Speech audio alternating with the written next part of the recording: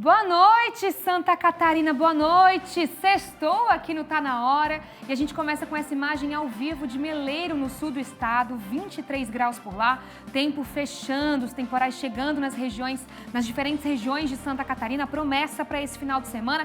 Boa noite, Cleiton Ramos. Boa noite, Júlia Matos. Boa noite para você que está em casa acompanhando o Tá Na Hora, mais uma cidade agora. Que cidade é essa? É Balneário Camboriú, 25 graus a temperatura. Olha só a ventania que tem lá em Floripa também. O vento forte nesse exato momento, nuvens carregadas e vem chuva por aí, inclusive com alerta da Defesa Civil. Mas isso é assunto para daqui a pouco. Com licença! Toma o tapete vermelho da informação, que a partir de agora é uma atrás da outra aqui, ó, no nosso Tá Na Hora SC. É isso, pessoal. A gente pede licença para entrar no celular nesta sexta-feira, finalizando a semana aqui, ó, juntinhos e muito bem informados. Vamos começar? Pessoal, falando sobre quilos de carne apodrecida que foram apreendidos em Florianópolis. É isso mesmo? É verdade. A gente tem imagem aí, inclusive com o áudio. Tem o áudio aí, produção? Temos o áudio, sim ou não? Temos? Pode dar play. Vamos lá. Olha como está isso. Aí a comida que está podre dentro do balde vem para o carvão para assar depois para o turista comer.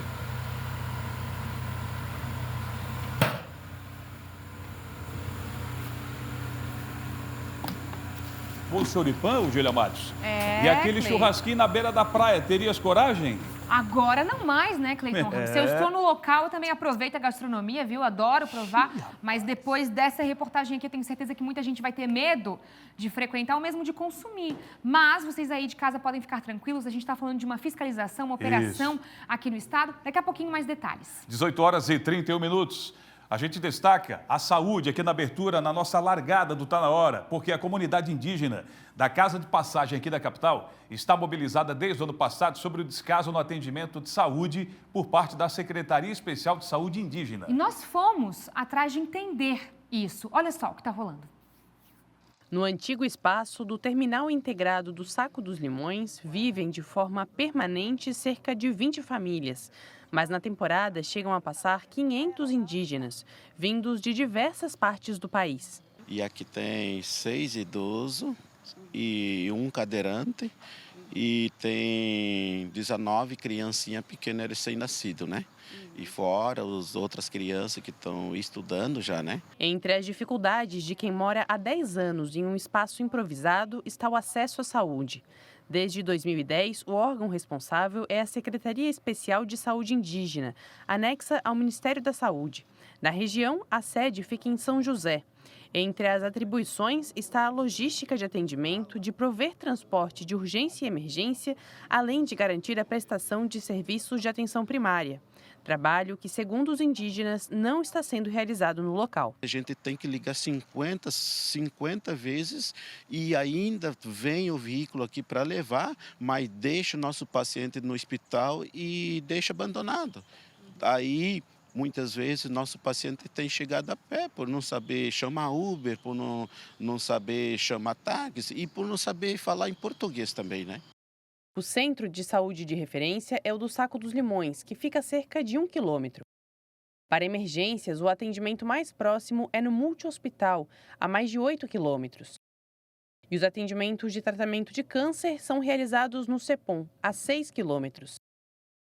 Distância que, segundo o cacique, influenciou no câncer do próprio pai, Alípio Lopes. E aqui já tem ido, nossos parentes já têm ido a óbito sem ver nossas demandas.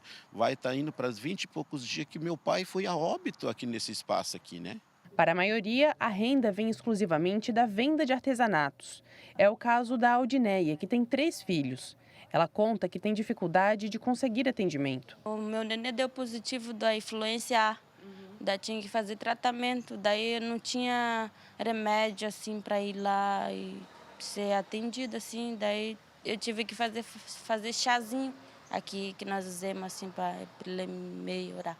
E que problemas de saúde muitas vezes são adiados pela falta de meios de transporte. Eu tenho problema na vesícula, tenho pedra na vesícula, daí às vezes eu tenho dor, daí de madrugada ele sempre me incomoda, daí não tem como correr, né? Daí não tem carro que, tipo Uber, que vem buscar nós de noite, a gente liga, às vezes a gente cancela, daí a gente queria um carro de saúde aqui para nós, aqui no Goitaxá, para nós, para eles, qualquer hora, qualquer momento, levar nós para o posto de saúde. Daí não precisa a gente estar pagando para levar nós, que às vezes a gente sai vender o artesanato, mas a gente não faz nada às vezes. Considerando os relatos que a Secretaria tem negado atendimento à população da Casa de Passagem, alegando que o local não é uma aldeia e que a responsabilidade seria das unidades regionais de origem de quem está ali, o Ministério Público Federal emitiu uma recomendação para a Secretaria Especial de Saúde Indígena em dezembro de 2025, determinando a necessidade de atendimento integral à saúde,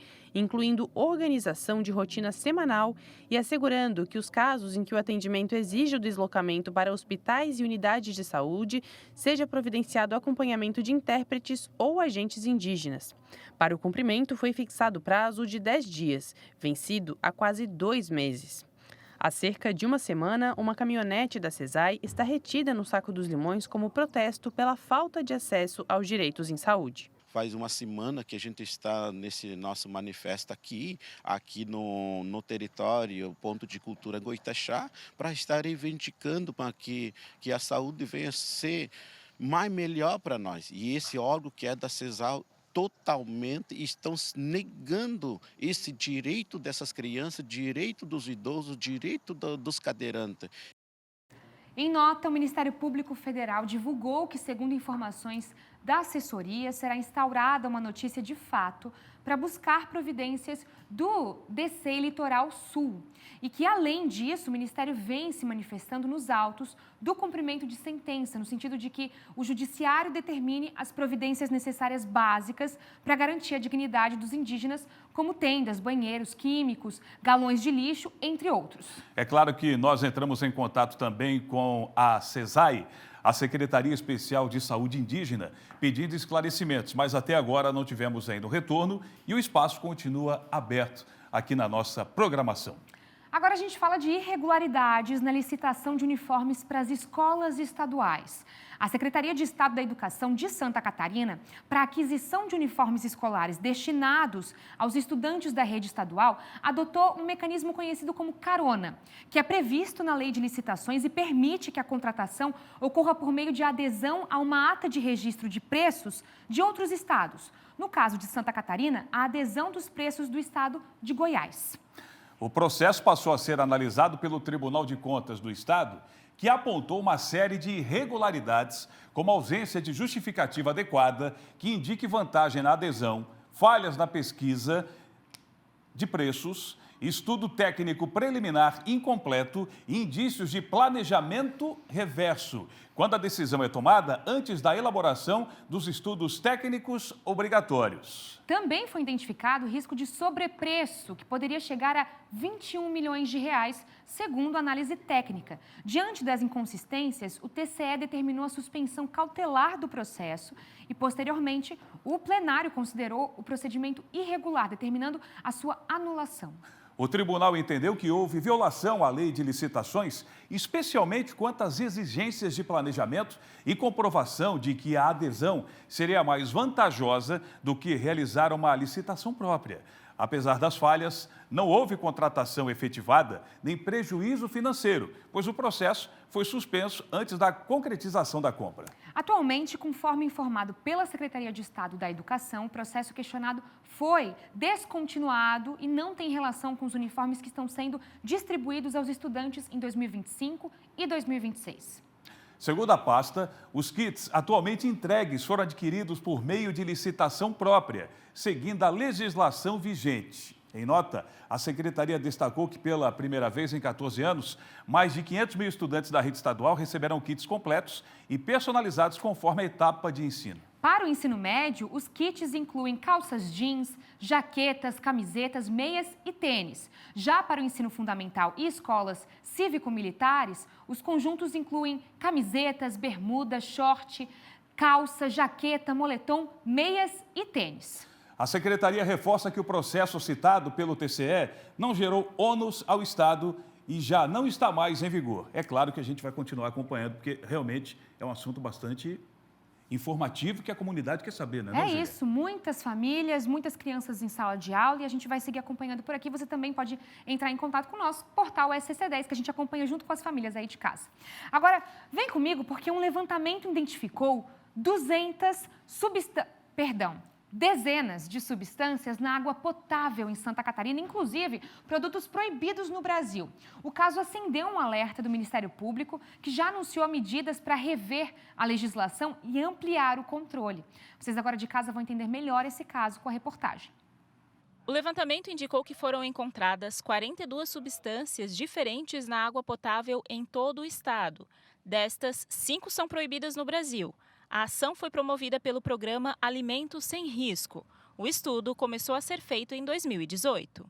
O Ministério Público interveio nesse caso porque, mesmo que hoje a quantidade utilizada na água seja pequena, o contato diário a médio e longo prazo pode causar sérios danos à saúde, trazendo doenças como linfoma, cânceres de estômago e de próstata, pode piorar a situação da tireoide, além de trazer alterações hormonais e também danos neurológicos.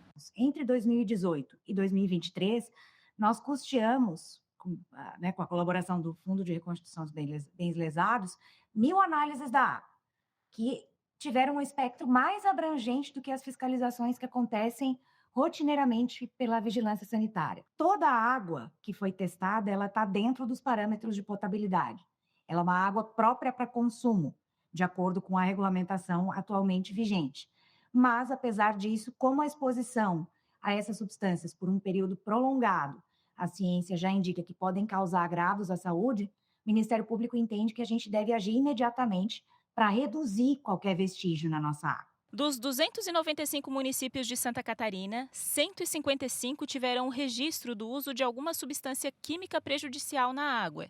O Ministério Público também divulgou quais foram as regiões com mais registros do uso de agrotóxico. Em primeiro lugar, aparece a região sul do estado, com 35 dos 46 municípios que tiveram registro de algum uso de agrotóxico. Em segundo lugar, aparece a Grande Florianópolis, com 12 cidades das 21 que tiveram registro do uso de substâncias. Em seguida, vem a região oeste, com 63 dos 118 municípios. Depois vem o Vale do Itajaí, com 24 dos 54 municípios. A região norte aparece em seguida com 11 dos 26 municípios e, por último, a região da Serra Catarinense, com 10 dos 30 municípios que tiveram registros do uso de agrotóxico na água. Nós temos alguns municípios que exibiram maior quantidade de princípios ativos. Ituporanga e Imbuia foram municípios que se destacaram. Ituporanga teve 17 substâncias encontradas na água, Imbuia teve 23, que é um número bastante expressivo, e também nesses municípios e também em outros nós localizamos substâncias que têm uso proibido no território nacional. Então, também é um problema que nos causa ainda mais preocupação. Muito bem, parece que teve fraudes em eventos de Natal e de Páscoa aqui no estado catarinense. O GAECO deflagrou hoje a Operação Grinch, contra um esquema que manipulava licitações de decoração em Santa Catarina. Mandados de busca foram cumpridos em 7 cidades. Quem chega agora ao vivo com os detalhes para a gente é a Natiele Oliveira. Nath, vou começar perguntando como é que funcionavam essas fraudes. Inclusive, um pôr do sol lindíssimo atrás de você, viu, Nath? Boa noite. Boa noite, Júlia, Cleiton e a todos que nos assistem. Exatamente, essa operação do GAECO foi deflagrada na manhã desta sexta-feira e investiga justamente fraudes em licitações na hora, então, de comprar itens de decoração para o Natal e para a Páscoa, eventos que geralmente são promovidos pelas prefeituras aqui do estado. Então, na prática, esse esquema funcionava como um jogo de cartas marcadas. Isso porque empresas de um mesmo grupo, elas fingiam que elas estavam competindo entre si na hora de participar do processo licitatório, só que aí o resultado ele já estava combinado entre eles. Então, eles faziam uma espécie de um teatro, conforme o GAECO, para garantir que uma dessas empresas, deste esquema, dessa quadrilha, conseguisse, então, sempre vencer. Então, daí eliminavam a concorrência real e aí, consequentemente, quanto mais concorrido é um processo licitatório, os preços acabam subindo e aí causando, então, tantos prejuízos. Conforme as investigações, essas fraudes ocorreram ocorreram entre os anos de 2020 e 2024, ou seja, durante toda a gestão anterior dessas prefeituras. A operação, então, de hoje cumpriu 11 mandados de busca e apreensão, ninguém foi preso até o momento, e aí os agentes cumpriram esses mandados nas sedes dessas empresas e também em 2 prefeituras aqui de Santa Catarina, nas de Ituporanga e Vidal Ramos, no Alto Vale do Itajaí, e aí nos setores, então, de licitação, que foi apreendido alguns documentos. A ação também passou pelas cidades de Indaial, Balneário Camboriú, Porto Belo, Tijucas e Cascavel, no Paraná. E aí o que dizem as prefeituras? A gente procurou as administrações públicas, é claro, e aí a prefeitura de Vidal Ramos afirmou que está colaborando com a justiça, mas que isso aconteceu em uma gestão anterior, então foi um processo, foi em um período diferente da atual gestão, então não se comprometeu muito. Já a prefeitura de Ituporanga destacou que a investigação, por enquanto, está focando em empresas e em pessoas físicas e não em agentes públicos, então a prefeitura ainda não está relacionada com essa investigação no momento. O material agora todo apreendido, computadores, celulares, documentos, contratos, ele vai passar por uma perícia do GAECO, que vai continuar investigando esse caso, que segue sob sigilo, e a gente também vai seguir acompanhando toda essa situação. Cleiton e Júlia, volto com vocês aí no estúdio. Obrigada, Nath, pelas informações. Agora, Santa Catarina já registrou 8 casos de feminicídio até 20 de fevereiro em 2026. Número que coloca o estado como o 3º no ranking nacional neste início de ano, ficando atrás somente da primeira colocada, São Paulo e Rio Grande do Sul. Priscila, Ana Deise, Ana Paula, Daiane, Isabela, Juvilete, Mariana, Marivane e Stephanie. A mais nova, 15 anos. Qualquer número já preocuparia a todos nós como sociedade, mas registros de períodos anteriores indicam crescimento em comparação com o mesmo período de 2025. A maioria dos crimes foi cometida por companheiros ou ex-companheiros das vítimas, geralmente em contextos de término de relacionamento, com históricos de violência doméstica. Diante desse cenário, o governo estadual aderiu ao Pacto Nacional de Enfrentamento ao Feminicídio do governo federal, que deve reforçar campanhas de conscientização e canais de denúncias como o 180 e o 190 para emergências. Você de casa também registre esse número para quando precisar. Quilos de carne apodrecida foram apreendidos nesta quinta-feira na praia de Jurerê, em Florianópolis. O produto era vendido de forma irregular na faixa de areia em churrascos e choripãs. A repórter Beatriz Serino está ao vivo com a gente e tem todas as informações. Beatriz, a carne estava sendo comercializada, é isso, diariamente? Conta mais pra gente. Isso mesmo, Júlia. E olha, o impressionante é que os próprios moradores, tá? A Associação de Moradores de Jurerê, que encontrou esse local onde estavam sendo armazenadas as carnes sem refrigeração e carnes que eram levadas para serem vendidas lá na faixa de areia, com churipã, com churrasquinho, enfim, quem estava na faixa de areia estava correndo o risco de consumir essa carne mal armazenada. Depois de encontrar esse lugar onde estava sendo armazenado, nos vídeos que a gente recebeu mostram, então, esse armazenamento irregular dessas carnes, e aí depois de encontrar eles chamaram a fiscalização. Segundo a fiscalização da prefeitura, inclusive, esse não é um caso isolado aqui em Florianópolis, tá? Desde o início do ano até o dia 9 de fevereiro, já foram registrados 180 autos de infração, 393 termos de apreensão, mais de 14 mil itens irregulares já recolhidos nas praias de Florianópolis. Então, esse é o grande alerta que fica para quem está no verão aqui em Florianópolis, para quem está na faixa de areia, para buscar o consumo por aqueles ambulantes que são de fato registrados pela prefeitura. Tomar cuidado com os ambulantes irregulares, porque a situação que se encontra é essa, de muita carne mal armazenada e que traz sim um risco enorme para a saúde dos banhistas. Volto com vocês aí para o estúdio. Obrigada, Beatriz, pelas informações. A gente segue agora dando giro em toda Santa Catarina. Cleiton Ramos, é com você. Deixa com a gente, Júlia Matos. Sextou, sua linda! Pra gente daqui a pouco, né? Para muita gente, o clima de sextou já está valendo. E para você que está no trabalho, obrigado pela sua audiência. Está chegando agora aqui no nosso Tá Na Hora. Muito bem-vindo. A gente está feliz da vida saber que você está com a gente nessa. Olha, a gente vai atualizar agora o acidente trágico registrado na última quarta-feira na BR-101 em Itajaí. Hoje, no final da manhã, O único sobrevivente do acidente que estava internado no hospital, um garotinho, recebeu alta. Lutando pela vida, né? Força para esse garoto. A Cris Pinheiro estava lá no momento da alta do menino de 10 anos e conta tudo pra gente. Estamos mais uma vez em frente ao Hospital Pequeno Anjo Infantil, aqui de Itajaí, porque hoje, no final da manhã, Daniel Soares, de 10 anos, recebeu alta. Ele foi o único sobrevivente daquele trágico acidente que aconteceu na última quarta-feira na BR-101, aqui em Itajaí.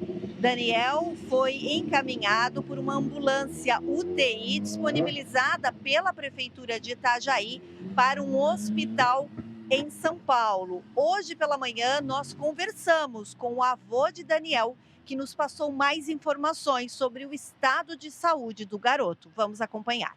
A família está destruída, um fato tão grave quanto esse, um casal de jovens mortos, assassinados, chacinados, destruídos, com a incompetência do motorista inconsequente, irresponsável. Paulo, um hospital para ele ficar internado para poder fazer o tratamento das queimaduras que são relativamente sérias. Nesse momento nós estamos com a psicóloga alguns minutos atrás, falando com a psicóloga, eu passei a informação para ele, já informei que eu vou ser o tutor dele, eu vou cuidar dele enquanto tiver vida, vou cuidar dele e explicamos para ele que essas coisas acontecem, é coisa de Deus, a gente não tem como mudar. Segundo o seu Roberto ainda, os corpos do filho, da nora e da avó de Daniel foram liberados ontem, encaminhados para Curitiba e em seguida para São Paulo. Eles devem ser sepultados amanhã num cemitério da Vila Prudente, em São Paulo, a partir das 6h30 da manhã. De acordo com a Polícia Civil, já foi aberto um inquérito policial para apurar as causas desse acidente e as responsabilidades. O delegado espera, por enquanto, as informações repassadas, que devem ser repassadas pela Polícia Rodoviária Federal, para iniciar os depoimentos das testemunhas. Olha, fora o pedido de justiça, eu queria agradecer aquele senhor, aquele rapaz que pegou o extintor e tirou meu neto dentro do carro com vida. Queria agradecer a ele e falar que esse momento eu não consegui localizá-lo, porque nós estamos com essa pressa, porque nós temos hora, temos tempo para fazer as coisas. Quero que Deus o abençoe e que logo nós estaremos de volta, porque isso não vai ficar assim. Conhecendo, né, a atitude desse motorista que estava perto, e você vê a importância de ter um extintor no seu carro. Não só para a sua segurança, mas numa situação como essa, você pode ajudar outras vidas também. Daniel é o nome bíblico, né? Eu estava pesquisando agora há pouco. Daniel, Deus é contigo, força, garoto. E a gente está junto nessa, receba aqui a nossa solidariedade, os nossos sentimentos e o nosso abraço como conforto, pode ter certeza. Olha, um grave acidente entre dois carros, é isso? 2 carros deixou um homem morto na noite desta quinta-feira, no quilômetro 179 da BR-470, em Pouso Redondo. Olha as imagens aí, pode encher a tela, Rodrigão. Isso aconteceu no Alto Vale do Itajaí. Juliano está aparecendo nessa foto, Juliano André Bini, de 44 anos, motorista de um dos carros, ficou encarcerado e teve a morte, lamentavelmente, confirmada ainda no local.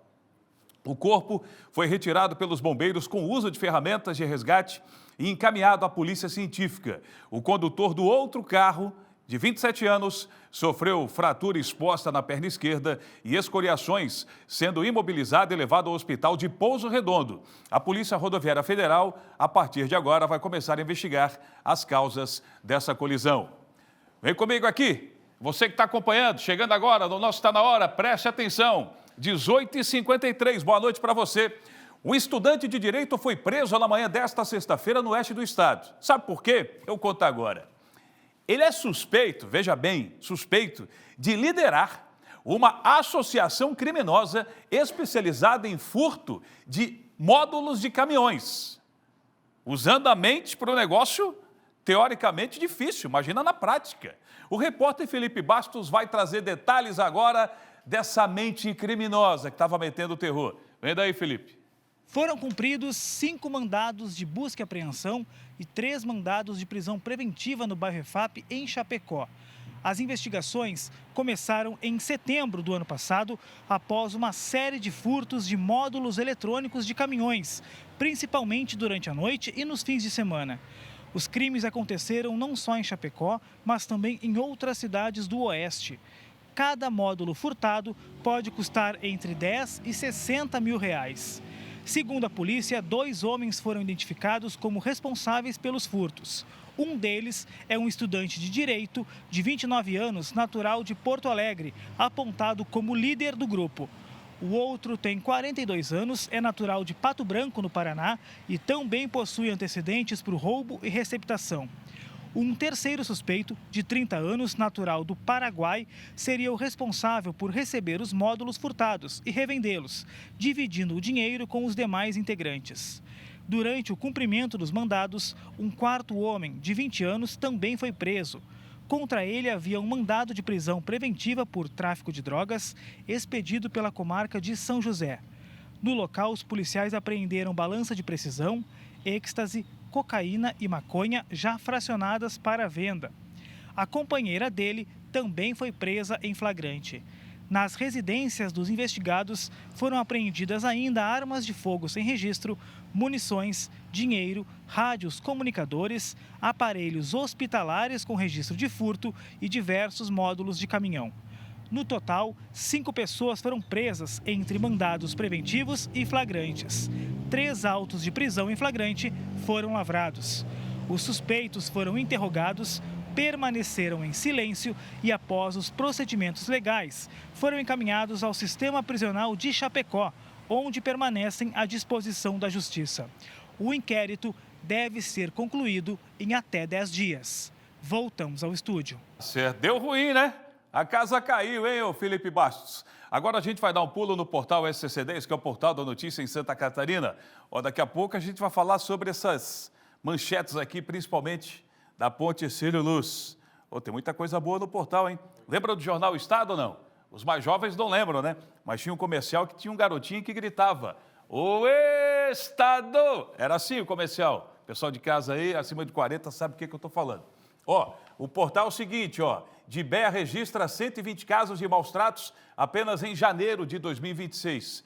A Diretoria de Bem-Estar Animal de Floripa, Dibeia, em parceria com a Delegacia de Proteção Animal da Polícia Civil, registrou 120 boletins de ocorrência de maus-tratos animais só em janeiro, de 2026. Em cada caso, são feitos exames veterinários e tratamentos para tentar reabilitar as vítimas, esses animaizinhos de violência. O órgão tem resgatado e cuidado de animais maltratados com atendimentos clínicos, castração gratuita e encaminhamento para adoção. E em 2025 foram promovidas mais de 270 adoções. A estrutura de atendimento deve ser ampliada. Outra matéria que está lá é justamente sobre Mpox. É isso? Mpox, né? Saúde de Santa Catarina reforça o alerta sobre essa doença. O Estado não registrou casos em 2025, mas a Secretaria de Estado está atenta, por isso reforçou o alerta para a Mpox, mesmo sem registro de casos em 2025, no início desse ano, de 2026. O Estado mantém vigilância ativa e plano de contingência para identificar rapidamente possíveis suspeitas. A doença é transmitida principalmente por contato direto com lesões e secreções, e os sintomas incluem febre e erupções na pele. A orientação é que casos suspeitos sejam notificados e que pessoas com sintomas procurem o mais rápido possível o atendimento médico. Olha aqui, eu falei nela, olha como é que ela era, hein? A gente está com a matéria, pode encher a tela, por gentileza, aí. 100 dias da Ponte Hercílio Luz. A gente tem mais da ponte agora ou não? Eu vou para lá. Só me confirma. Vou para lá então. Deixa eu me juntar com a Júlia Matos. Quando tiver, eu sei que tem uma câmera bonita nossa lá em cima que pega esse cartão postal da nossa cidade. Ô, Júlia Matos, a gente está nessa contagem regressiva aí dos 100 anos da nossa querida. Olha aqui ela, Coisa mais linda, ao vivo pra gente, inclusive, essa imagem a gente não tinha até pouco tempo atrás, né, Cleiton Ramos? Aqui, direto da parte central, continental da nossa Ponte Hercílio Luz. Inclusive, vocês aí de casa sabem que estamos com uma série especial da Ponte Hercílio Luz.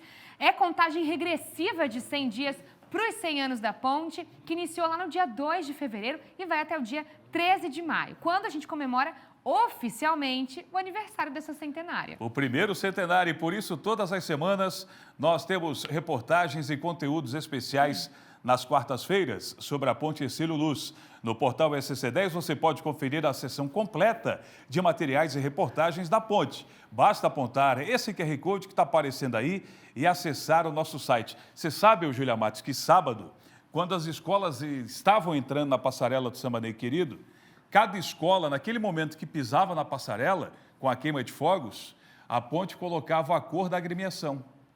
Em cada escola. Ou seja, o quanto a ponte faz parte da nossa vida, da nossa comunidade, da nossa tradição. E aí, quando eu passei por ela, nesse momento, que eu não vi a última escola entrar, que foi a Embaixada Copa Lorde, aí a minha esposa disse o seguinte, olha, tá bonita, tá amarelo, tá vermelho. Eu digo, é a Copa entrando.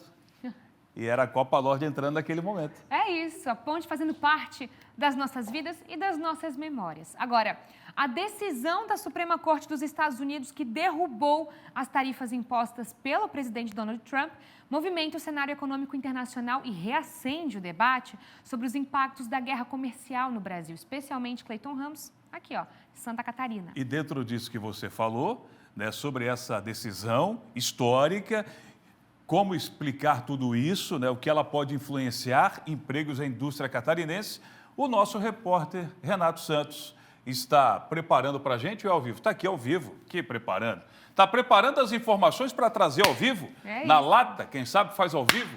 E aí, que impacto pode ter, Renato?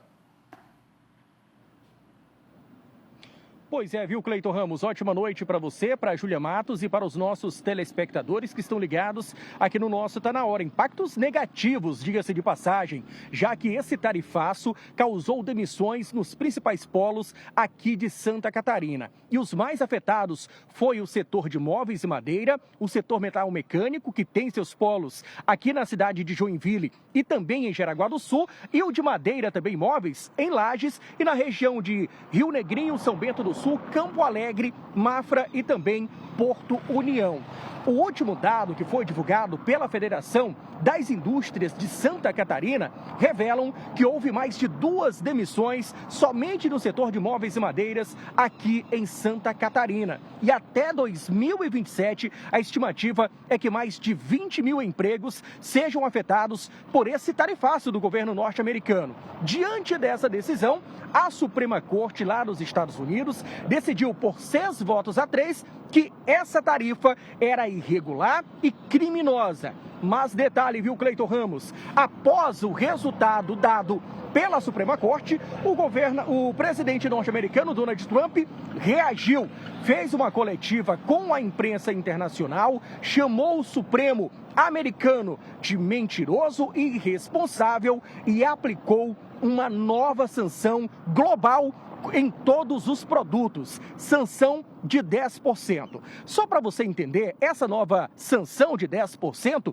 é baseada lá na seção 122, que autoriza o presidente dos Estados Unidos a prerrogativa de aplicar multas entre 10% e 15% em um prazo de 150 dias. Passado esse prazo, aí quem decide se essa sanção vai permanecer em vigor ou não é, claro, que o legislativo americano. A gente conversou com o secretário de Economia e Indústria aqui de Santa Catarina, que reagiu a essa decisão. E ele parece que já estava, na verdade, adivinhando o que iria acontecer. Ele disse que isso não é bom para o nosso estado. A princípio, o governo do estado ficou muito animado com o fim desse tarifaço, mas logo depois veio essa notícia que deixou realmente o Brasil preocupado. Vamos ver o que disse, portanto, o secretário.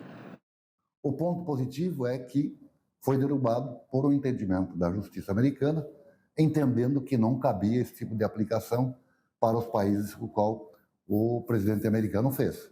Mas nós conhecemos um pouco o presidente americano, que é o Trump, e provavelmente ele vai tomar alguma outra iniciativa ou pode até deixar como está. Então, vamos aguardar os próximos passos para poder ter uma posição melhor. Para você, Cleiton Ramos e Júlia Matos, e você, meu amigo telespectador que está em casa nos acompanhando, entender essa nova sanção baseada na seção 122 de 10% vai se juntar àquela nova tarifa já aplicada ano passado pelo governo norte-americano, já que a decisão do Supremo ainda permanece em vigor em alguns países. Aqui no Brasil, portanto, vai ser cerca de 50% de tarifa em alguns produtos, já que naquela negociação entre os governos brasileiro e norte-americano, alguns produtos ficaram isentos, mas ainda existem alguns que estão sofrendo ainda com o tarifaço. E esses são principalmente móveis e madeira e também o setor de metal e de motores também. A Fiesc reagiu a essa nova sanção, disse que é prejudicial para a economia brasileira, para a economia catarinense e que isso vai prejudicar e muito a nossa economia e principalmente o mercado industrial. Vamos ver o que disse, portanto, a representante da Fiesc. A Fiesc recebeu com muita satisfação a confirmação de que a aplicação de 40 mais 10% de tarifa americana não correspondia à legalidade e muito menos ao enquadramento da Lei de Emergência Econômica. Nós estamos totalmente abertos a continuar trabalhando na abertura de novos mercados para diversificar o destino dos produtos catarinenses. Estamos totalmente abertos a continuar trabalhando junto com as entidades e o governo brasileiro para que as negociações com o presidente Trump nos deem um pouco mais de estabilidade e sinalização positiva para os próximos meses. Só para a gente encerrar, Cleiton Ramos e Júlia Matos, no final da tarde de hoje, o ministro do governo federal, Fernando Haddad, disse que o presidente da República já tomou conhecimento dessa nova seção de 10%, que vai tentar uma nova renegociação já na próxima semana com o presidente norte-americano e que o Brasil vai trabalhar para que o país não seja prejudicado com essa nova tarifa. Retorno com você aí no estúdio. Obrigada, Renato, pelas informações. E sobre as questões políticas norte-americanas e como elas afetam o Brasil, a gente chama agora o comentarista político, o Piara Boschi. Olha aí. Boa noite, Júlia. Boa noite, Cleiton. Boa noite, todo mundo em casa. Essa questão envolvendo tarifas, envolvendo o presidente dos Estados Unidos, Donald Trump, não se encerra, obviamente, nessa decisão da Suprema Corte dos Estados Unidos, mas ela vai afetar muito e ainda afeta o comércio brasileiro. Mas vai afetar especialmente a nossa política eleitoral, a nossa disputa pela presidência da República, que vai acontecer em outubro. Já está bastante claro que o presidente Lula, na sua tentativa de reeleição, vai usar muito essa questão da soberania nacional, da forma como negociou e tem negociado a redução ou retirada das tarifas e como isso é tratado. Os adversários, especialmente Flávio Bolsonaro, do PL, vai tentar criticar a forma como Lula se relaciona com essas lideranças, especialmente com Donald Trump, que deveria ter uma relação mais próxima. A gente vai ver muita coisa a ser falada sobre isso. Agora, uma coisa que me chama a atenção, esse tema, para ele ser vivo na eleição, ele também tem que chegar não resolvido. Então, eu não sei se é bom para Lula, se é bom para Flávio Bolsonaro, se esse negócio for resolvido pela Suprema Corte antes da hora do período eleitoral. Olhando aqui para Santa Catarina, eu trouxe uma charge do Galvão Bertazzi. O Galvão Bertazzi é chargista e ele está no upiara.sc10.com.br toda sexta-feira. E ele tratou da grande questão da semana, que foi a candidatura ao Senado de Espiridião Amin. Pelo olhar bem-humorado do Galvão, ao tema da semana. Jorginho Melo, governador, disse que na sua chapa vai ter Caroline de Toni e Carlos Bolsonaro. E que quer o Progressistas, que é o partido de Espiridião Amin, mas que não vai ter vaga na majoritária. Espiridião Amin foi para as redes sociais garantir que continua pré-candidato ao Senado. E o outro candidato a governador, o pré-candidato João Rodrigues, prefeito de Chapecó do PSD, gravou uma entrevista e colocou nas redes sociais também, dizendo que o Espiridião é muito bem-vindo na chapa dele. E aí tem o olhar do Galvão Bertazzi toda sexta-feira no piara.sc10.com.br sobre o ping-pong de Espiridião. Quem vai ficar com o Espiridião Amin, quem vai ficar com Progressistas, quem vai ficar com a Federação União Progressista, que equivale a 20% do horário eleitoral, ainda tem muito tempo para saber. Boa, Piara! Gostei. Boa charge, hein? Piara está aqui na nossa programação todos os dias e também no nosso portal scc10.com.br. É muita informação na palma da sua mão. É isso, a gente vai para um rápido intervalo, mas daqui a pouquinho, pessoal, a gente vai ver uma reportagem especial sobre o aumento da procura de cirurgias bariátricas aqui no estado catarinense. Desde 2023, Cleiton Ramos, o número aumentou mais de 500%. Olha! E o número mais expressivo aconteceu em 2025. Daqui a pouquinho, tudo para você aqui no Tá Na Hora, Santa Catarina. Imagem de Itajaí agora, olha só, BR-101, 25 graus, nuvens carregadas, trânsito fluindo. Daqui a pouco a gente volta.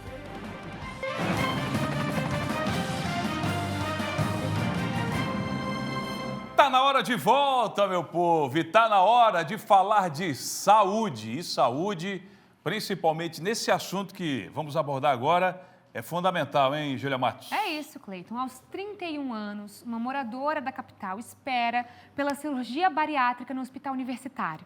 A trajetória dela revela uma demanda cada vez maior em Santa Catarina e o impacto dessa procura na rede pública de saúde. Vocês aí de casa vão acompanhar agora na reportagem minha e de Ney Pacheco. Bora lá? Aos 31 anos, Alexandra aguarda cirurgia bariátrica no hospital universitário em Florianópolis. Ela procurou ajuda médica há mais de 2 anos, aos 256 quilos, e está na fila para a cirurgia bariátrica há 5 meses. A decisão veio depois que o excesso de peso começou a impactar a saúde e a rotina. É devido à depressão, né? Quando mexeu com a minha estética e eu comecei a me enxergar e algumas limitações também. Tentei outras coisas antes, mas eu vi que não dava resultado, né? Eu tenho hipotireoidismo, daí foi indo.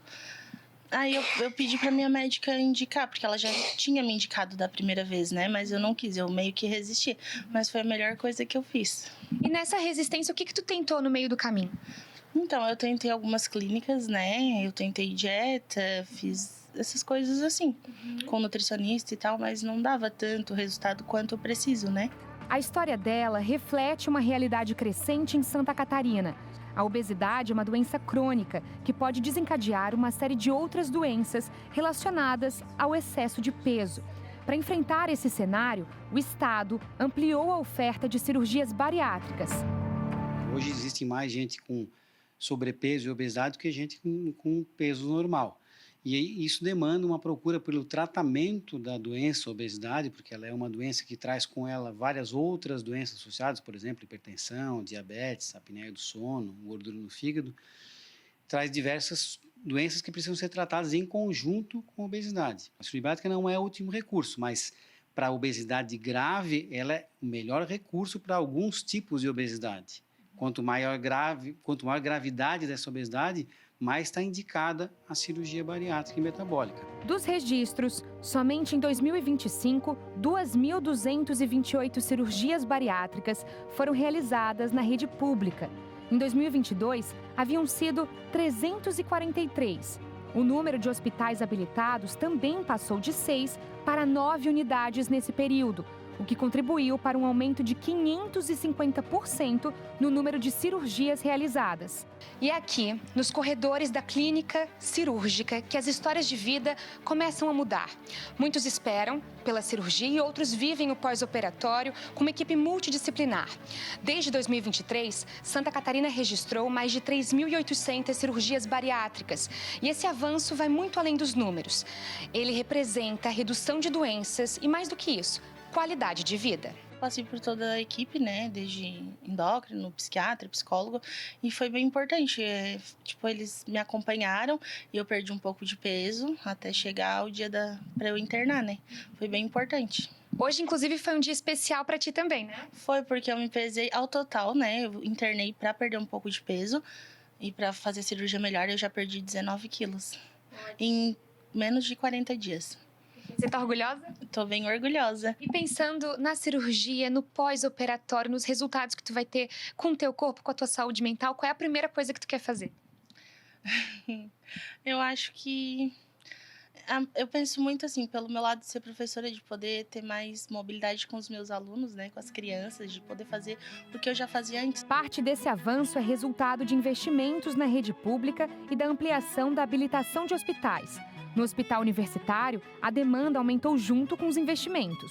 Cada estado do país tem sua normativa de acordo com sua organização de serviços de saúde. No estado de Santa Catarina, normalmente os pacientes vão ao seu posto de saúde e recebe um encaminhamento, uma indicação médica pelo posto de saúde de que ele necessita da cirurgia bariátrica. Ele vai ser encaminhado via SISREG, via o Sistema de Saúde do Estado, para algum serviço de cirurgia bariátrica mais próximo à sua localidade. Ele vai ser atendido no serviço de sua localidade, conforme pelo cirurgião ou por um endocrinologista. É feita toda a etapa de preparação desse paciente com endocrinologia, com equipe multidisciplinar, endocrinologista, nutricionista, psicólogo, às vezes psiquiatra, e o cirurgião.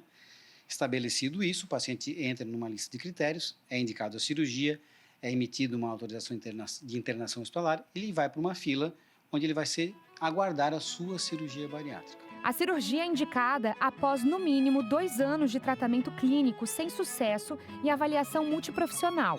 Especialistas também reforçam que medicamentos conhecidos, como canetas emagrecedoras, não substituem acompanhamento médico e critérios rigorosos. Que a gente precisa que tenha esse acompanhamento pós-operatório e que as equipes multidisciplinares sejam estruturadas em cada local para que o acompanhamento seja a longo prazo para esse paciente. Isso é muito importante para o resultado a longo prazo. Existe correlação. Os tratamentos endocrinológicos com medicações melhoraram muito nos últimos tempos com a introdução dessas medicações canetas emagrecedoras, que não é bem isso, mas o problema disso é que essas canetas hoje em dia têm alto custo.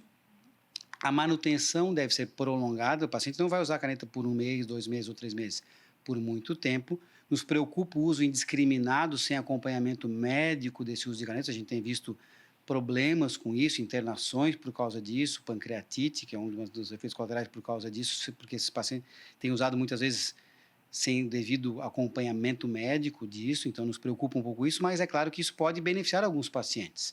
Mas eu acho que o paciente obeso grave e o paciente que tem indicação de cirurgia bariátrica, as medicações vão acabar, na grande maioria dos casos, não pegando esse tipo de paciente. O paciente até pode tentar por um tempo ou outro, mas vai acabar tendo que fazer cirurgia bariátrica, porque é o melhor tratamento hoje. Foi a melhor coisa que eu fiz, foi a melhor escolha.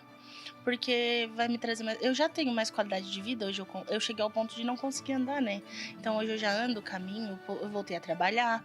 Com essa perda de peso que eu já tive, eu já perdi ao total aqui, desde o início do processo, mais de 50 quilos.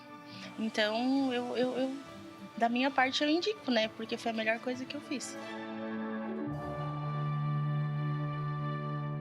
A Alexandra vive em um período de esperança, Cleiton. Isso é muito bonito. Só de ter nos recebido, aberto seu coração, a sua vida, a sua história. A gente sabe que cada um passa por situações diferentes, né? Para chegar àquele caminho, àquela condição. Enfim, foi muito importante conversar com ela. A gente deixa aqui, claro, o abraço.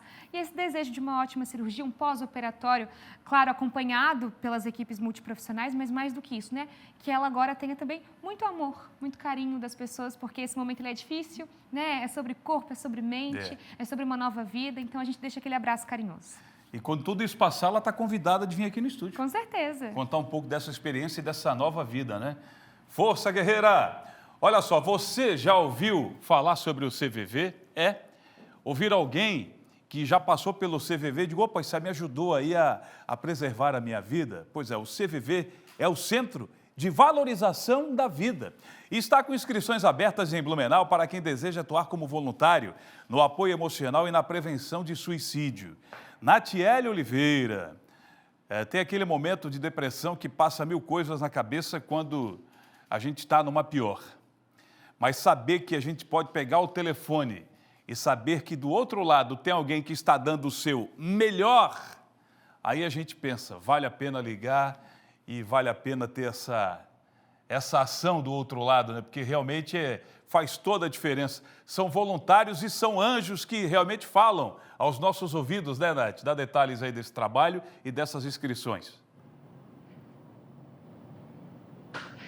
Exatamente isso, Cleiton. O telefone, inclusive, a gente já vai destacar agora, que é o telefone 188 do CVV, o Centro de Valorização da Vida, e como você mesmo comentou, realiza um trabalho lindo de bastante humanidade, principalmente. Então, o CVV, instituição aqui de Blumenau, ela busca novos voluntários para atender essas pessoas que estão passando por momentos difíceis. E aí, então, até porque o CVV ele funciona 24 horas por dia, todos os dias da semana, sempre tem alguém disponível ali para escutar quem está precisando. Só que aí, para fazer parte dessa missão, precisa passar por um curso preparatório para garantir o melhor atendimento. Só que aí, mais do que a técnica, os candidatos, eles aprendem a essência do acolhimento, da empatia, que são ferramentas essenciais e utilizadas durante essa conversa por telefone, por chat também, que o CVV, ele realiza. A voluntária Rúbia, que já é voluntária do CVV durante anos, ela explica um pouco mais sobre como funciona esse curso especificamente aqui na cidade. Olha só. Se você tem interesse em ser voluntário do CVV, participe do nosso curso, que acontecerá nos dias 28 de fevereiro, sábado, das 15 às 19 horas, continuando no domingo, dia 1º de março, das 9 ao meio-dia e das 14 às 17 horas. O curso é híbrido, ou seja, pode ser realizado presencialmente em nosso posto ou virtualmente pelo Google Meet. Para ser voluntário, é necessário ter 18 anos ou mais, ter disponibilidade para um plantão semanal, participação em uma reunião mensal e estar disposto a acolher as pessoas que nos procuram. Cleiton, um trabalho realmente admirável e que precisa sempre de reforço. Então, fica aqui o convite, as inscrições elas estão abertas e aí podem ser feitas através desse site que aparece aqui na sua tela. Então, se você já tem esse perfil mais acolhedor, é uma pessoa um pouco mais querida, que sabe escutar, por favor, participe. Boa sorte a todos os candidatos e a gente também reforça aqui que se você conhece ou se você está passando por uma situação difícil, não deixe de ligar para o CVV, o telefone 188, nesse site que aparece na sua tela das inscrições, também é possível, então, buscar ajuda. Cleiton e Júlia, volto com vocês aí no estúdio. Boa! Bom recado, viu, Nath? A gente fica até repetitivo aqui, porque, olha, eu já conheci pessoas que usaram esse trabalho e só relatam coisas maravilhosas aí do CVV. Boa, Nath. A superlotação, agora nada de bom, né? Voltou a preocupar no Hospital Regional de Joinville. A unidade, só para se ter uma ideia, olha só o ponto que chegou. A unidade chegou a pedir apoio da rede pública e a redução de novos encaminhamentos por 72 horas diante da alta demanda, inclusive com UTI operando no limite. Atualizando agora esse caso para a gente, bora acionar, colocar na tela, repórter Renato Santos, como dá esse cenário aí que não está nada bom, hein, Renato? Pois é, Cleiton Ramos, novamente a gente vem trazer essa péssima notícia aqui na maior cidade do estado. Ano passado, entre os meses de outubro e novembro, houve superlotação de 100%, principalmente nos leitos de UTI. Novamente, o Hans-Dieter Schmidt volta a ter superlotação. O anúncio ou o pedido de socorro foi feito por parte da direção na última quarta-feira, somente no dia de hoje, tornou público por meio da imprensa. Esse prazo de 72 horas encerra no dia de hoje, mas o hospital enfrenta uma superlotação de 100% nos seus leitos de UTI. Diante disso, o hospital pediu para que novos pacientes fossem encaminhados para outros hospitais aqui da região. Vale ressaltar que o Hans-Dieter Schmidt atende cerca de 5.000 pacientes por mês. São mais de 26 municípios atendidos por essa unidade hospitalar. É uma demanda muito grande, um hospital que é referência em cirurgias, principalmente bariátrica, e que tem poucos funcionários para atender a grande demanda de pacientes aqui da nossa região. Eu entrei em contato com a Secretaria de Estado da Saúde, que disse que no dia de hoje a situação já foi normalizada. Disse que o hospital voltou ao atendimento 24 horas para a urgência e emergência para todas as especialidades e que os pacientes podem procurar atendimento lá naquela unidade hospitalar. Vale ressaltar que esse hospital tem 282 leitos, desse total, 40 são de unidades de terapias intensiva. Uma situação muito grave, já que aqui em Joinville a gente tem apenas 2 hospitais de referência, que é o Hospital Hans-Dieter Schmidt e também o São José, que vez ou outra também sofre com a superlotação, viu, Cleiton Ramos? Retorno com você aí no estúdio. Poxa, se aí é a cidade mais populosa do estado tem 2 hospitais, Grande Floripa, que não é tão populosa, claro que colocando todos os municípios juntos acaba ultrapassando, né? Os habitantes só de Joinville, mas aqui já é uma loucura, tendo Celso Ramos, tendo o Regional de São José, tendo hospital universitário, né? Tem hospital de Biguaçu. Imagina Joinville só com 2 hospitais. Aí não, né? Obrigado, Renato Santos, pelas suas informações. Vem comigo aqui, porque olha só, Santa Catarina tem um alerta para temporais, isso mesmo, para temporais entre sexta-feira e a madrugada de sábado, com chuva intensa e ventos fortes. Mas, a princípio, a previsão não se concretizou. Beatriz Serino está ao vivo com a gente, direto da Defesa Civil, está na nave-mãe do tempo, não é não, ô Beatriz? Dá detalhes, vem realmente tudo que está sendo programado e dito por aí? É isso, Cleiton. Tinha um alerta para um grande temporal, mas acabou não se concretizando e ainda bem, né? Eu tô aqui com o meteorologista, com o Caio, que ele está acompanhando em tempo real aqui a movimentação dessas nuvens e tá vendo que essa nuvem acabou se afastando um pouco aqui do nosso estado. Foi isso, Caio? Boa noite. Olá, boa noite a todos. A gente tinha algumas condições de chuva prevista para essa tarde e noite, né? Então, boas parte das tempestades que ocorreram no período da tarde acabaram ficando mais posicionadas no estado do Paraná. Então, pelas imagens do satélite, a gente consegue ver essas cores mais vermelhas aqui, indicando a condição de chuva mais intensa, posicionadas mais a norte do estado catarinense, então, felizmente, não atingiu aqui o nosso estado. Agora, tem uma condição ainda para essa noite e para a madrugada de sábado, onde o vento que vem do oceano traz bastante nebulosidade ainda para cá e pode trazer uma chuva persistente nessa noite e madrugada. Então, alguns pontos ainda podem observar alguns sinais de alagamento, mas não é a mesma condição de ventos fortes nem granizo que antes a previsão indicava. Mas ainda assim, então, como você disse, pode sim ter algumas chuvas, principalmente aqui na região da Grande Florianópolis. E eu vou te perguntar uma coisa, porque assim, muita gente se assusta com as nuvens que estão aparecendo. Já tem aqui na Grande Florianópolis nuvens bem escuras, carregadas, é o que a gente pensa. E a nuvem escura é realmente um sinal de um temporal que pode estar se aproximando? Nem sempre, né? Muitas vezes a aparência da nuvem ela pode enganar. Em geral, todas as nuvens elas são brancas. O que deixa ela mais escura pode ser o ângulo que o sol está batendo, a espessura dessa nuvem. Então, muitas vezes pode ser sim uma nuvem carregada, com bastante água, que pode provocar uma chuva intensa, e às vezes não, às vezes é só uma nuvem comum. O que vai determinar de fato qual que é a intensidade dessa chuva, dessa nuvem, são os radares meteorológicos, os satélites, que a gente consegue realmente fazer um raio-x dessa nuvem e descobrir qual que é o perigo dela. No momento que a gente vê aqui nessa região mais litorânea do estado catarinense, são chuvas mais fracas de forma geral, então o risco está moderado para as próximas horas. Mas ainda assim a gente vai monitorando para ver se toma uma evolução diferente. Tá certo, então. Vai continuar, então, aqui o trabalho da Defesa Civil para garantir que não aconteça, né, nenhuma tragédia em todo o nosso estado, com essas chuvas que estão passando, mas que agora já estão lá para o Paraná. E é claro que fica essa orientação para não se assustar com essas nuvens escuras, que elas estão, sim, persistentes aqui na nossa região, mas o tempo deve ficar mais nublado, com chuvas durante todo esse final de semana. Mas os detalhes a gente vai ver agora na previsão do tempo.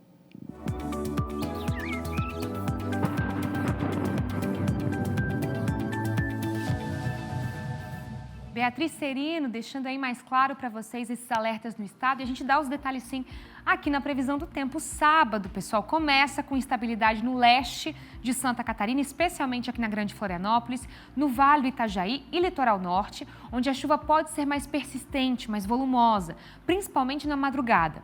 Do oeste ao centro, o sol aparece e o calor predomina, mas a partir da tarde voltam as condições para temporais isolados de verão em todo o estado, viu? O risco é moderado a pontualmente alto para alagamentos, enxurradas e destelhamentos. As máximas variam entre 30 e 34 graus no oeste e centro e entre 26 e 30 graus do Planalto ao litoral. Aquela sensação de abafamento. Vamos dar aquele giro nas regiões para você ir de casa conferir? 35 graus de máxima no oeste, extremo oeste de Santa Catarina, 10 graus a menos aqui no Vale do Itajaí, Serra Catarinense também deve passar pouquinho dos 20 graus, norte de Santa Catarina entre 15 e 26 graus, os 26 também ficam como máxima aqui na Grande Florianópolis e no sul do estado, depois de um sol durante a tarde, temporal garantido no final do dia, a gente tem aqui máxima de 27 graus. As cidades mais pedidas, vocês aí de casa já sabem, estão aqui com a gente no Tá Na Hora Santa Catarina. Florianópolis, neste sábado, registrando 27 graus de máxima. Itajaí, entre 21 e 24 graus. Imbituba, no sul do estado, com máxima de 25. Lages, com máxima de 23 e Xanxerê com sol bem bonito durante o dia, confirmados aí 33 graus de máxima. Agora, no domingo, pessoal, a gente vai ter uma situação um pouquinho mais estável. A nebulosidade ela ainda predomina no leste, com chuva fraca, isolada, né? Isolada a qualquer hora aqui na Grande Florianópolis e no norte do estado. Já no oeste, há chance de temporais à tarde e as temperaturas diminuem, ficam um pouquinho abaixo dos 30 graus na maior parte do estado. Olha só, Chapecó chegando a 30 graus, a região mais quente nesse final de semana, Criciúma com máxima de 27 graus, assim como Navegantes, São Joaquim na Serra Catarinense deve chegar aos 22 graus e Palhoça na Grande Florianópolis entre 16 e 25 graus neste domingo. A gente vai para um rápido intervalo, mas daqui a pouquinho você vai ver. O Henrique Zanotto esteve na Osterfest, em Pomerode. Daqui a pouquinho os detalhes dessa festa. Enquanto isso, imagens na sua tela de BR-101, São José. Bem movimentada por lá, inclusive, viu, pessoal? Sexta-feira, né? Daqui a pouquinho, mais detalhes para vocês. Eu te espero.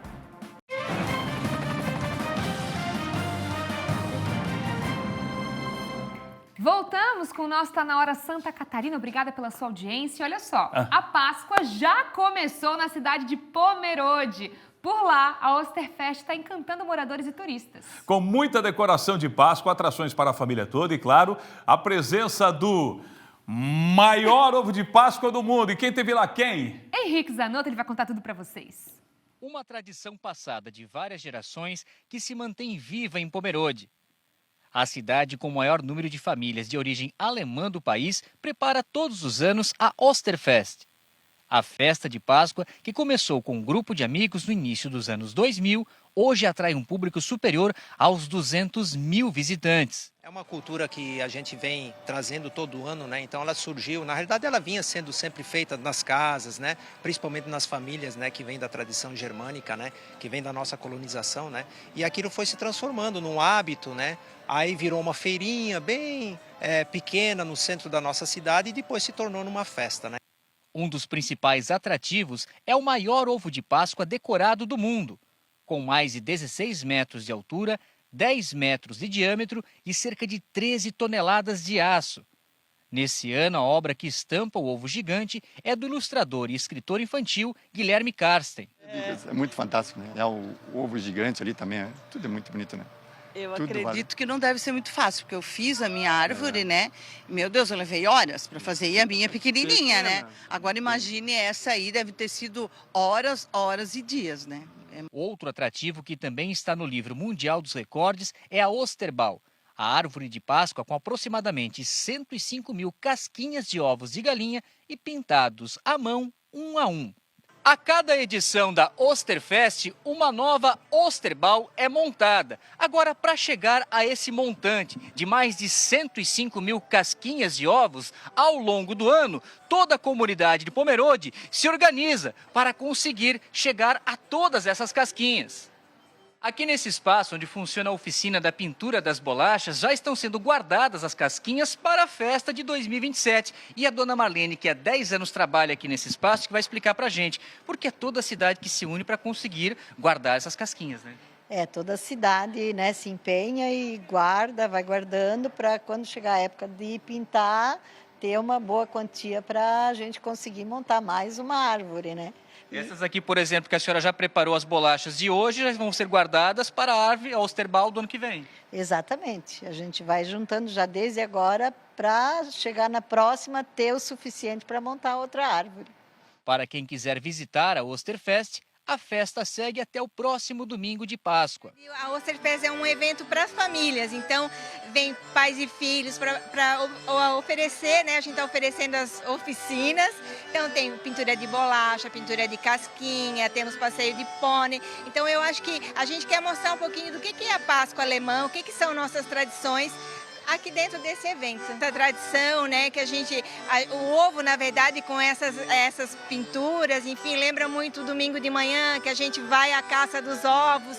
Então a gente quer realmente remeter a isso, assim, a festividade da Páscoa, essa alegria, esse colorido, esse doce. Que é maravilhoso, gostoso. Agora a gente vai falar dos nossos hermanos. A crise do país vizinho tem impactado a nossa capital. Nesse ano, houve uma redução no número de argentinos na temporada de verão de 2026 em Floripa. E ainda nesta semana, a greve geral na Argentina agravou a situação com o cancelamento de mais de 30 voos no aeroporto da capital. A nossa equipe de reportagem foi entender como essa mudança está sendo sentida nas ruas e no bolso de quem depende do turismo. Os argentinos sempre fizeram parte da identidade do verão em Florianópolis, mas agora eles estão vindo menos. Dados da FEComércio mostram que a presença desses turistas no começo da temporada na capital caiu de 39% no verão passado para 24% nesse ano. Uma redução significativa para uma cidade que há décadas tem no público argentino um dos principais motores da economia de verão. A crise econômica no país vizinho justifica essa mudança. O endividamento das famílias, a perda do poder de compra e, junto à valorização do nosso real, tornaram as viagens internacionais muito mais difíceis para os argentinos. Mas, mesmo assim, eles ainda representam o maior número de turistas estrangeiros que vêm para Santa Catarina. Ainda que em menor número na capital e com impacto direto em toda a cadeia turística. Está difícil la situación económica, ¿sí? Está difícil. De Argentina está desvalorizado. No sirve mucho. Ese es el cambio que, bueno, acá por lo menos lo brinda y lo puede disfrutar uno, ¿no? Fazendo uma comparação, analisando alguns dados econômicos de câmbio nos dois países, os argentinos esse ano tiveram de 25% a 30% de perda do poder de compra em relação ao ano passado, o dinheiro deles aqui no Brasil. Mesmo assim, a maior parte das coisas ainda está mais barato aqui, porém já a diferença não é tão grande. O ano passado eles não só na hotelaria, não só vieram, como estavam comprando as lojas, o comércio, estava todo mundo bastante feliz ali com a vinda e com a vontade de comprar que os argentinos estavam. Que esse ano, mesmo os argentinos que vieram, estão comprando também, mas não tanto quanto o ano passado. Nos restaurantes, o cenário se repete. Acostumados com o movimento intenso dos hermanos durante toda a temporada, comerciantes agora enfrentam um verão mais incerto. Os argentinos estão fazendo falta na temporada toda, né? A gente já teve aí em janeiro uma surpresa com a queda do número de argentinos e o aumento de turistas, né, oriundos de dentro do próprio país. E agora no Carnaval a gente também tinha uma expectativa alta de receber os argentinos e essa expectativa ela não se confirmou. A gente está rodando uma pesquisa com os empresários agora para fazer a avaliação da temporada, onde a gente acha que esses números realmente vão se confirmar. A mudança não aparece só nos números. Ela é sentida na prática por quem depende do turismo. O proprietário de um imóvel de aluguel de temporada conta que neste verão não recebeu nenhum hóspede do país vizinho. No ano passado, a realidade era bem diferente. Do ano passado para esse, houve uma queda assim, abrupta da procura por argentino na locação do imóvel. No ano passado, na temporada passada, eu aluguei de 15 de dezembro até meados de março e a maioria foi argentina. Esse ano nem procura teve. O ano passado até eles perguntaram, dá para dar um desconto, coisa assim. Esse ano nada. Só tivemos uma família de chilenos que saiu ontem da casa, né? Mas não tivemos procura nenhuma de argentino.